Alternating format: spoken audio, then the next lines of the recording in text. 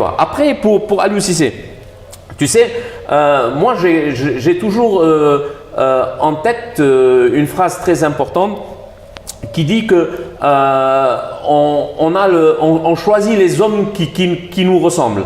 Donc le souci aujourd'hui, quand tu as choisi Aliou Cissé comme entraîneur, on pourrait revenir sur cette genèse du choix d'Aliou Cissé parce qu'elle est très importante dans l'histoire du football sénégalais, parce qu'en fait ça a été presque unanime, hein, que ce soit les journalistes, que ce soit les joueurs, que ce soit les consultants, tout le monde voulait que Aliou Cissé prenne l'équipe après Alain Giresse. Donc moi maintenant je vais vraiment te répondre, et c'est quelque chose que je dis du fond du cœur. Tu sais, en football, les termes du football sont des termes de guerre. Hein. Ce sont des termes de guerre parce qu'on utilise la stratégie, on utilise l'attaque, on utilise tuer l'adversaire, on utilise étouffer. Donc, c'est des termes de guerre. Quand on utilise les termes stratégiques de football, c'est comme si on utilisait des termes de guerre. Donc, pour savoir qu'un bon entraîneur, et Nafi, on va y arriver, pour savoir qu'un bon entraîneur, c'est d'abord un meneur d'hommes. Aliou Cissé est un meneur d'hommes. C'est quelqu'un qui sait fédérer, c'est quelqu'un qui sait mettre tout le groupe avec lui, c'est quelqu'un qui sait tirer un groupe vers l'avant. Il l'a prouvé en 2002 et je suis témoin personnel, en dehors d'être supporter et on va dire suiveur de cette équipe-là, je suis témoin personnel que Aliou Cissé est un meneur d'hommes. Après, il faut être tacticien.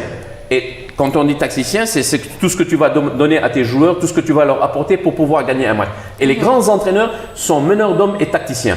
Et malheureusement, je pense qu'aujourd'hui, Aliou Cissé est un meneur d'hommes, mais Aliou Cissé n'est pas encore un tacticien. Et je pense que c'est ça qui manque aujourd'hui à l'équipe nationale du Sénégal. C'est-à-dire justement à ce niveau-là où il a peut-être besoin, je ne dirais pas de se parfaire, mais d'aller encore plus loin on va dire dans ses expériences, de prendre des risques beaucoup plus élevés et de pouvoir mettre en place des systèmes de jeu qui vont permettre à cette équipe-là de s'en sortir. Parce que si tu fais attention, Aliou Cissé est venu juste après Alain Giresse. L'équipe du Sénégal était presque, on va dire, très mal au point.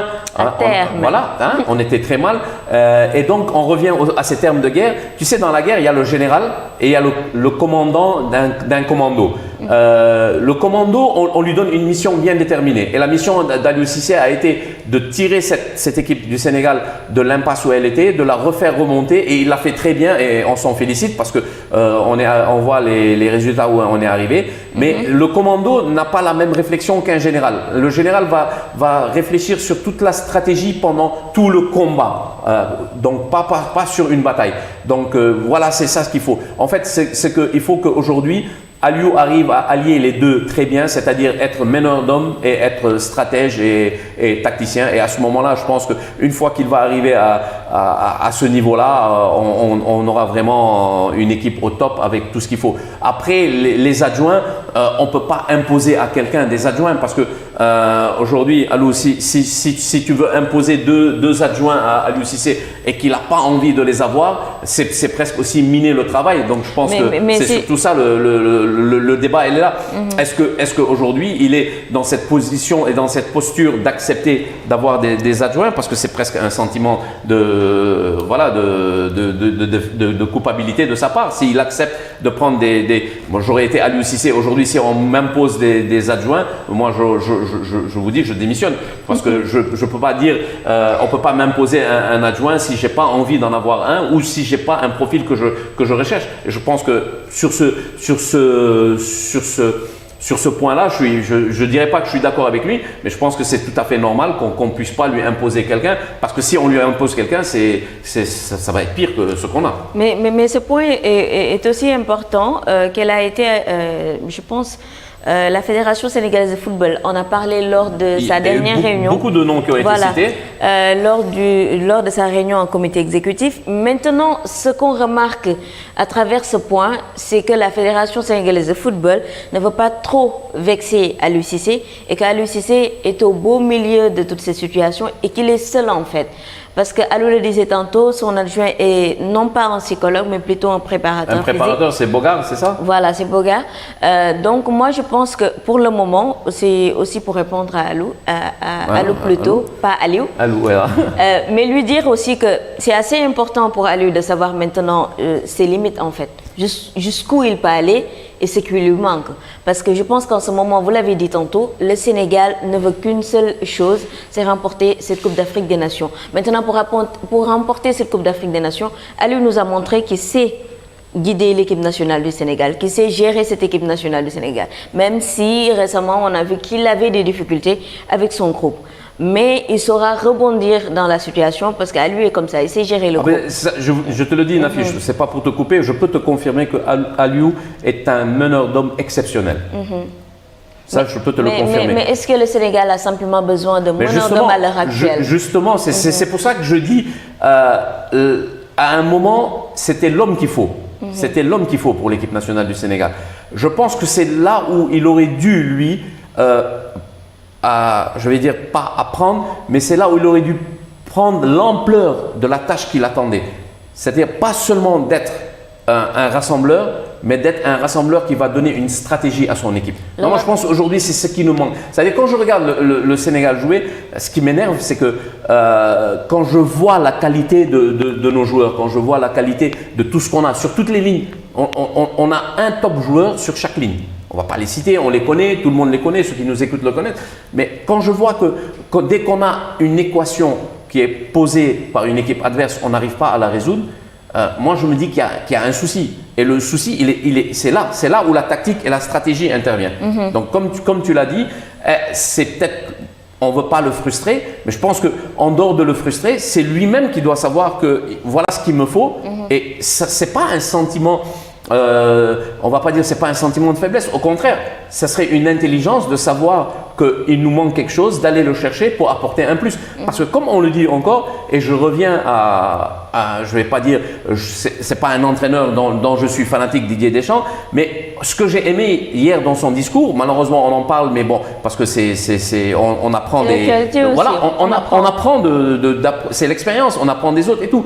Quand le journaliste lui a posé une question, Didier Deschamps a dit une phrase très importante et moi j'aimerais bien que tous les sélectionneurs du monde écoutent cette phrase-là. Il lui a dit « Je ne suis pas la France, je ne suis pas Didier Deschamps, je suis la France quand je suis entraîneur de l'équipe nationale de la France. C'est-à-dire tout ce que je dois faire, je dois le faire pour la France et pour la nation et pour le maillot tricolore. Et je pense qu'aujourd'hui, n'importe quel entraîneur d'une sélection nationale doit avoir cette même mentalité, c'est de se dire je ne suis pas X, je ne suis pas Y, je suis le pays que je représente. Et quand je suis le pays que je représente, je dois aller chercher ceux qui peuvent faire gagner mon pays, quelles que soient les relations que j'ai avec ces personnes-là. Parce que c'est eux qui vont apporter le plus dont j'ai besoin, dont nous avons besoin et dont la nation a besoin. Donc je pense que c'est un discours très important.